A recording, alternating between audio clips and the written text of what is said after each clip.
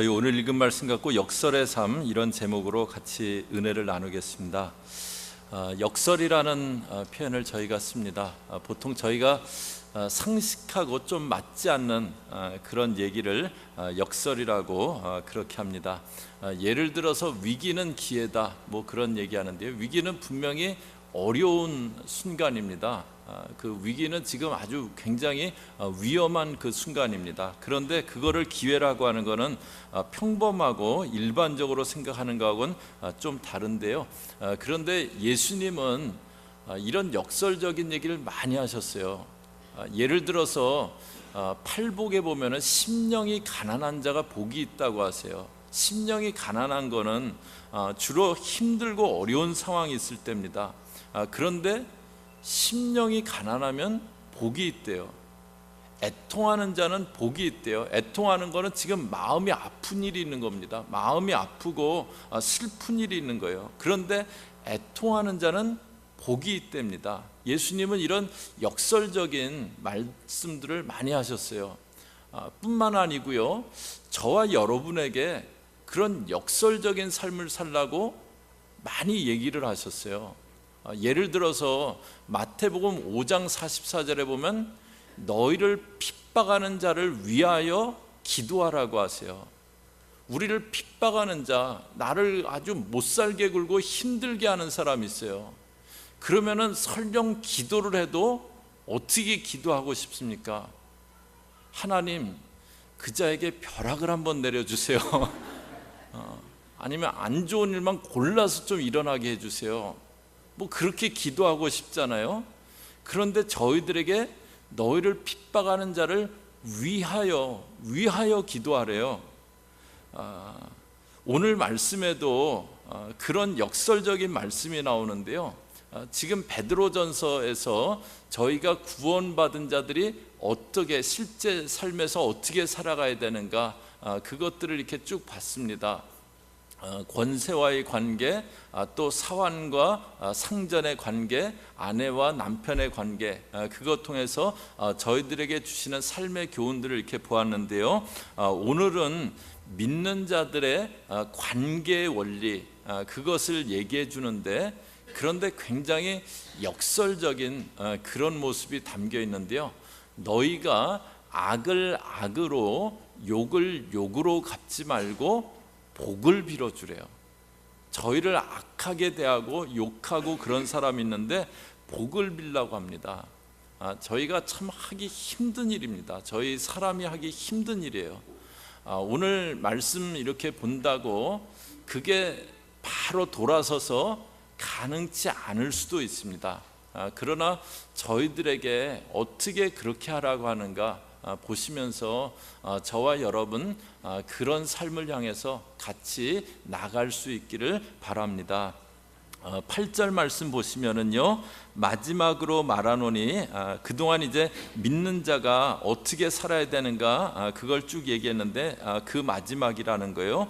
그러면서 마음을 같이하며 체휼하며 형제를 사랑하며 불쌍히 여기며 겸손하며, 그렇게 얘기했어요. 여기까지 보면은 뭐 이거 그 당연한 거지, 마음 같이하고 뭐 사랑하고 이거 당연한 거지, 그런 그 생각이 드는데요. 그런데 여기 형제를 사랑해라, 그냥 어떤 특정 대상이 아니고 형제, 제너럴하게 그렇게 있는 대상들을 얘기합니다. 그런데 여러분들 그냥 같은 믿는 사람이라 그래서 다 마음에 맞습니까? 교우들이 같이 신앙생활하면서 다 마음에 듣고 다 들고 다 좋습니까? 혹시 그런 분들은 빨리 천국 가셔야 되실 분들입니다. 저희가 신앙생활하지만 같은 믿는 자지만 다 마음에 드는 건 아니잖아요. 어떤 때는 저 사람은 왜 저럴까, 뭐 그런 경우도 때로 있잖아요. 그런데 그런 사람과도 마음을 같이 하래요. 그냥 일반적인 제너럴한 그런 사람들하고 저희 내 마음에 맞고 정말 좋은 사람이에요. 그러면 얼마든지 마음을 같이 할 수 있어요. 그런데 이해도 안 되고 나랑 맞지도 않고, 그런데 마음을 같이 하고 사랑하래요. 나랑 내가 전혀 동의가 안 되는 사람하고 마음을 같이 하래요. 그러면 이제 약간 갈등이 생기죠. 그 다음에 이제 9절에 보시면은요, 악을 악으로 욕을 욕으로 갚지 말고 도리어 복을 빌라. 구약은 동해보상법입니다. 눈은 눈으로, 내가 눈을 그 해를 받았어요. 그러면 눈에 해를 가하면서 갚는, 이는 이로, 그 동해, 똑같은 해를 가하면서 보상하는 동해보상법이에요. 구약은. 그게 저희 정서에는 딱 맞습니다. 그런데 악이나 욕을 당했는데 복을 빌라, 이건 정말 쉽지 않아요. 나한테 진짜 악하게 했는데, 나를 크게 해를 끼쳤는데 복을 빌어주래요. 이거 쉽지 않습니다. 근데 어떻게 그런 역설적인 반응이 가능하다고 저희들에게 주문을 하시는가? 저희가 한번 좀 단서를 찾아보기를 원하는데요, 8절 중간에 보면은 마음을 같이하여 체휴라며 그랬어요. 체휼이라는 단어가 있는데요, 이건 상대의 입장에 서서 공감하고 그 입장을 이해해 보는 것, 그것을 얘기합니다. 쉽게 말해서 내가 그 사람의 입장이 돼보고 그 사람의 입장에서 생각해 보는 거예요. 예수님이 이렇게 하셨는데, 저희 기독교의 아주 중요한 교리 중에 하나가 성육신의 교리입니다. 예수님은 하나님이세요. 거룩한 분이세요. 그런데 그분이 육신이 되셨어요. 인간이 되셨습니다. 하나님이 인간의 몸을 입으시고 인간이 되셔서 인간 가운데 거하신 것, 그것이 저희 주 예수 그리스도십니다. 그래서 히브리서에서는 예수님에 대해서 이렇게 말씀해요. 히브리서 4장 15절 16절 저희 앞에 보시면서 같이 읽습니다. 시작. 우리에게 있는 대제사장은 우리 연약함을 체휼하지 아니하는 자가 아니요 모든 일에 우리와 한결같이 시험을 받은 자로되 죄는 없으시니라. 그러므로 우리가 긍휼하심을 받고 때를 따라 돕는 은혜를 얻기 위하여 은혜의 보좌 앞에 담대히 나아갈 것이니라. 여기 보면 우리의 대제사장 예수님은 우리 연약함을 체휼하지 아니하는 자가 아니요 우리 연약한 것들 다 경험해 보신, 우리와 똑같이 시험을 받아보신 그런 분이라고 말씀하세요. 당연하죠. 예수님이 육신을 입고 인간이 되셨으니까요. 그래서 저희들의 연약함을 아시고 저희들을 긍휼히 여기신대요. 그래서 그 긍휼함을 얻기 위해서 은혜의 보좌 앞으로 나아가라고 합니다. 예수님이 그렇게 우리 입장이 되셔서 성육신 하신 것처럼, 그렇기 때문에 저와 여러분도 관계 가운데 입장을 바꾸어 보고 상대의 입장에서 생각해 보고 그렇게 하라는 거예요. 그런데 그렇게 하기 위해서는요, 우리가 상대의 입장으로 생각해 보기 위해서는 너무 속단하거나 아니면 쉽게 판단하거나 그것을 자제해야 됩니다. 유럽에서 이제 오래 머물던 분이, 여자분이 아프리카로 이제 다시 돌아가기 위해서 런던 공항에서 다음 비행기를 기다리게 됐대요. 커피를 하나 사고 쿠키를 한 봉지 사갖고 이제 짐가방을 끌고 빈 테이블이 있어서 가서 앉았는데, 가서 앉아서 이렇게 신문을 이렇게 보고 있는데, 그런데 바스락거리는 소리가 들려서 이렇게 신문 너머로 보니까는 앞에 말쑥한 남자가 앉더니 자기 쿠키를 막 꺼내 먹는 거예요. 너무 놀래갖고 얼굴도 마주칠 수 없고 그래갖고 신문으로 얼굴을 가리고 자기는 이제 팔만 뻗어갖고 이제 쿠키를 이렇게 계속 먹었어요. 그렇게 먹다 보니까는 딱 쿠키가 하나 남았는데, 그 남자가 쿠키를 반쪽으로 쪼개더니 앞으로 이렇게 반을 밀어놓고 자기 입에 집어넣고 가더래요.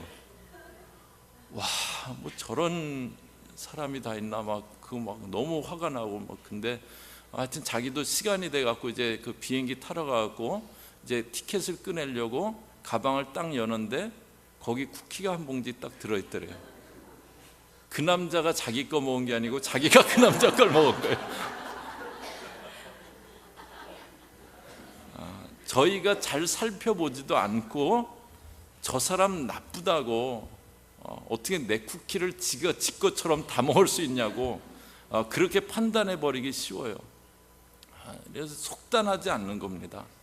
그리고 상대의 입장에서 한번 생각해 보려고 할 때 역설이라고, 이건 가능치 않다고 생각했던 그 일들이 조금씩 가능해지기 시작합니다. 그 다음에 이제 9절에 보시면요, 악을 악으로 욕을 욕으로 갚지 말고 도리어 복을 빌라 이를 위하여 너희가 부르심을 입었으니, 악을 욕을 갚지 않고 복을 비는 것을 위해서 너희가 부르심을 입었다, 그렇게 하도록 불러졌다는 거예요. 3년 전에 저희 어머니께서 이렇게 소천하셨을 때 한국에 이제 가서 이제 마지막으로 이렇게, 요새는 한국은 다 화장을 하더라고요. 그래서 이제 화장터에 가서 이렇게 화장해 갖고 모셨는데, 그런데 이제 여기와는 좀 많이 다르게 한국에는, 여기는 이제 장이 쪽에 일하시는 분들이 이렇게 뭐 나이가 그래도 좀 있으신 뭐 중년, 장년 그런 분들이 이렇게 주로 오신데, 거기는 아주 젊은 사람들이 그런 일들을 하더라고요. 이렇게 저희 모친 관을 이렇게 모셔가는 그 사람은 한 뭐 많아야 30대 초반, 거의 다 그런 사람들이에요. 근데 와갖고 90도로 깍듯하게 절하고 최선의 예우를 다해서 정중하게 시신을 모시겠습니다. 그리고 정말 깍듯하게 인사를 하고 이제 그러는데, 그때 이제 제가 저 사람이, 저 청년이 지금 유족들의 마음을 다 헤아려서 저렇게 할까? 근데 이렇게 뭐 그럴 것 같지는 않아요. 근데 이제 그렇게 해야 된다고 그걸 다 교육 받았기 때문에 정말 그 젊은 사람이 정말 이렇게 참 이렇게 진지하게 그 일을 한다, 그런 느낌이 들게 그렇게 하더라고요.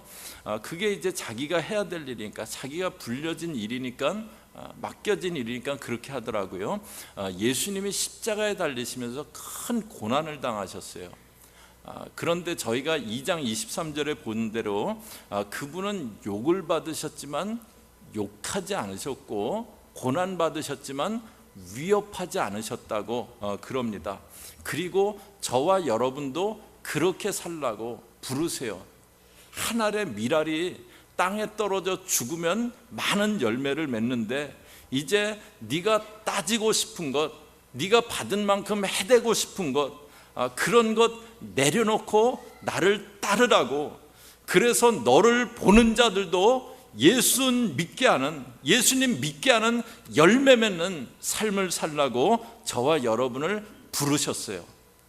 그렇기 때문에, 저희들의 부르심이기 때문에, 저희들 몇 주 전에도 봤잖아요. 우리들은 그리스도의 편지라고, 그렇게 살라고 부름 받았기 때문에 우리에게 악하게 대하는 사람이 있어요.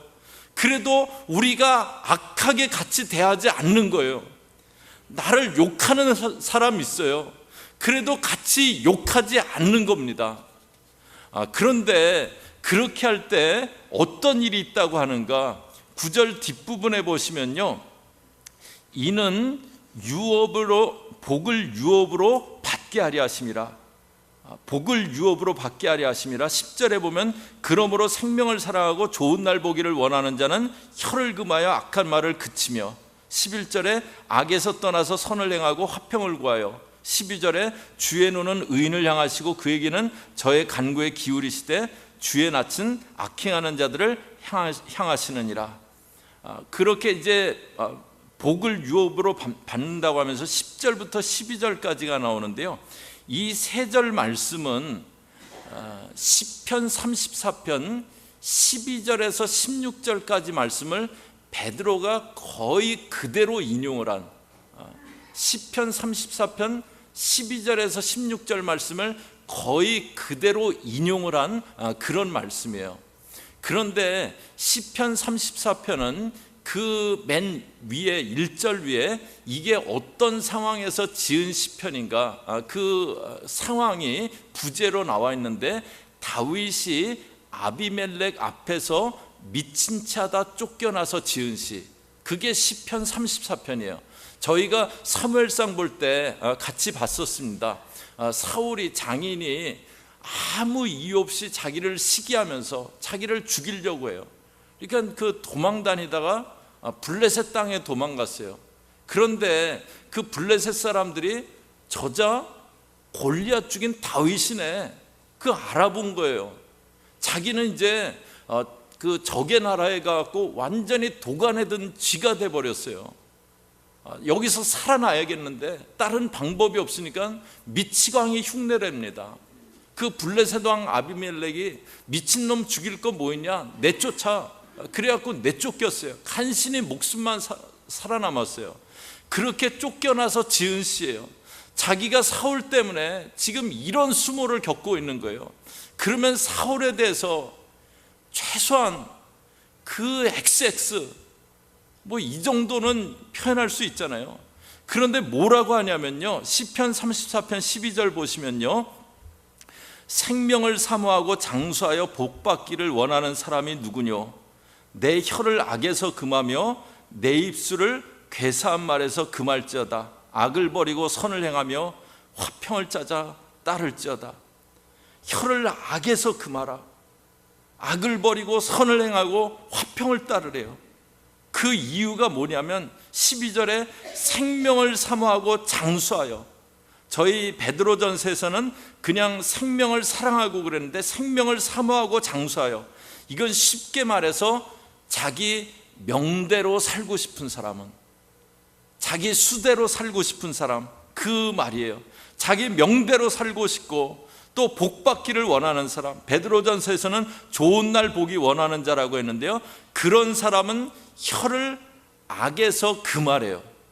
그 다음에 15절 보시면은 여호와의 눈은 의인을 향하시고 그 귀는 저희 부르짖음에 기울이시는도다. 여호와의 눈이 의인을 향하신대요. 향하신다는 건 뭐냐면 그 사람에게 지켜보시면서 은혜를 베푸신다는 거예요. 그 귀는 그 사람의 부르짖음에 기울이신다는 거예요. 그런데 16절이요, 여호와의 얼굴은 행악하는 자를 대하사 저희의 자취를 땅에서 끊으려 하시는도다. 여호와의 눈은 행악하는 자는 땅에서 끊으신다고. 이때가 다윗이 한 20대 초반 정도, 초반의 그 나이인데요, 근데 이 진리들이 깨달아진 거예요. 지금 다윗 자신이 그 사울왕 때문에 그렇게 수모를 당하고 정말 생명의 위협을 당하고 수모를 당하고 그랬을 때 그 사울을 저주하고 싶은 그런 마음 얼마나 많이 들겠어요. 근데 그 순간에 이 시편은 뭐냐면 다시 한번 자기 마음을 다잡는 거예요. 내가 저주하고 싶지만, 정말 욕하고 싶지만, 그러나 내 혀를 악에서 금해야지. 하나님이 그런 사람에게 복을 주신다고 했으니까 내 혀를 악에서 금해야지. 자기 마음을 다시 한번 다짐하는 겁니다. 그래서 생명 사모하고 복받기를 원하는 사람은 내 혀를 악에서 금하라고, 그걸 다시 한번 고백하고 있는 거예요. 그렇기 때문에 사울에 대해서 저주하거나 욕하지 않습니다. 사울 죽일 기회가 2번이나 있지만 그러나 손대지 않습니다. 복수하려고 하지 않습니다. 그 결과가 어떻게 됩니까? 다윗은 왕이 돼서 자기 수를 다 누렸어요. 70세 삶을 사는데 그 70세 됐을 때 지었던 시편 23편, 여호와는 나의 목자시니, 하나님이 내 목자 되셔서 나를 푸른 초장과 실만한 물가로 인도해 주셨다고, 그렇게 함께 해 주셨다고 고백합니다. 그런데 사울은 어떻게 됐습니까? 전쟁터에 나가서 자기 칼에 자기가 엎드려져서 죽습니다. 역설적인 그런 삶이지만 악을 악으로 갚지 않을 때 거기서 역설의 결과가 있게 됩니다. 예수님이 저와 여러분에게 악을 악으로, 욕을 욕으로 갚지 말고 복을 빌라고 역설적인 삶을 살도록 그렇게 말씀하세요. 그런데 그 역설의 삶, 내 마음에 맞지 않고 난 못해요 그러고 싶은 그 삶, 그 삶을 살 때 오히려 복된 결과, 역설의 결과가 있게 됩니다. 생명의 날을 보게 되고 주님께서 저희들을 주목하시고 은혜 베풀어 주시고 저희들 하는 기도에 귀를 기울여 주신다고 그렇게 말씀하세요. 저희가 오늘 저희 인간으로서는, 육신 입은 인간으로서는 참 쉽지 않은 그 말을 들었어요. 나를 아주 어렵게 악을로 대하고 욕을 하고 그런 사람. 그런데 그들을 축복하래요. 나와 마음 맞지 않는 사람, 그 사람하고 마음을 같이 하래요. 저희가 교회 생활하면서 내가 마음 맞는 사람 따지면 몇 명이나 되겠습니까? 뭐 5명, 6명 되겠습니까? 근데 그것만 그냥 그것만 이렇게 좋다고 그렇게 하지 말고 두루두루 마음을 같이 하래요. 저희 교우들은 이게 역설적인 삶인 것 같지만, 그러나 좁은 길이지만 그 길을 걸어가고, 그래서 주님께서 여러분들 삶 가운데 우리가 생각지 않았던 역설의 그런 결과가 있게 하는 그런 교우들 다 되시기를 주의 이름으로 축복합니다. 같이 기도하겠습니다.